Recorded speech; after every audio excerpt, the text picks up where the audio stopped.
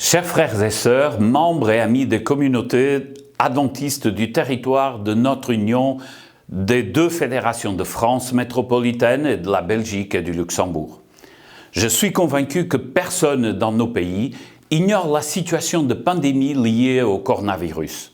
Certains estiment qu'il s'agit de la plus grande crise sanitaire européenne depuis plus d'un siècle. C'est le moment de vivre une foi lucide, intelligente, proactive. Si d'un côté nous devons rester confiants dans l'Éternel, il n'est pas à céder à la panique, nous devons aussi prendre les mesures qu'il faut, afin de collaborer avec les pouvoirs publics et de démontrer à la société civile notre engagement total. Nous croyons qu'il est de notre responsabilité de participer activement à l'effort général pour protéger la vie et limiter la propagation du virus. Dans l'allocution du président de la République française, Emmanuel Macron, il a été précisé que dans la grande majorité des cas, le Covid-19 est sans danger. Mais le virus peut avoir des conséquences très graves, en particulier pour les personnes les plus âgées ou affectées par des maladies chroniques. Depuis toujours, notre Église a défendu un style de vie sain et a présenté un esprit de solidarité, de soutien pratique et spirituel dans des moments troubles.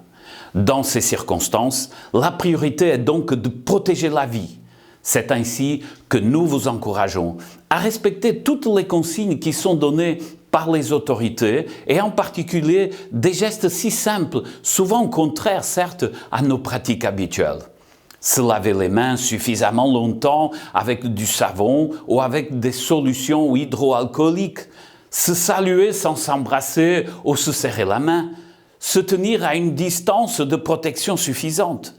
Cela semble banal, mais se protéger, c'est également protéger autrui. Plus les épreuves sont dures, moins elles se surmontent dans l'individualisme. C'est le moment d'être attentif aux plus faibles, qui sont plus exposés aux risques et de promouvoir la solidarité entre voisins et bien sûr entre les membres de votre communauté.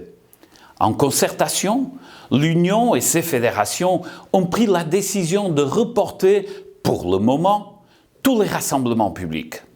Cela veut dire que nos temples n'auront pas leur activité habituelle de célébration dans les semaines à venir.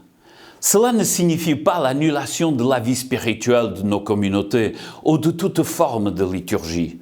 Au contraire, c'est une opportunité de vivre un retour au fonctionnement de l'Église primitive, quand le lieu par excellence du vécu spirituel était les groupes de maisons et les familles. Vos fédérations respectives vous apporteront davantage de précision. Vivons les célébrations et notre vie spirituelle autrement, mais intensément. Restons confiants dans la foi, dans la prière, dans la solidarité. Dans le psaume 27, David le dit ainsi: « Mets ton espérance dans le Seigneur, sois fort, que ton cœur soit courageux, mets ton espérance dans le Seigneur. » Le mot d'ordre de l'Union pour cette mandature est encore plus d'actualité. Ensemble, porteurs d'espérance.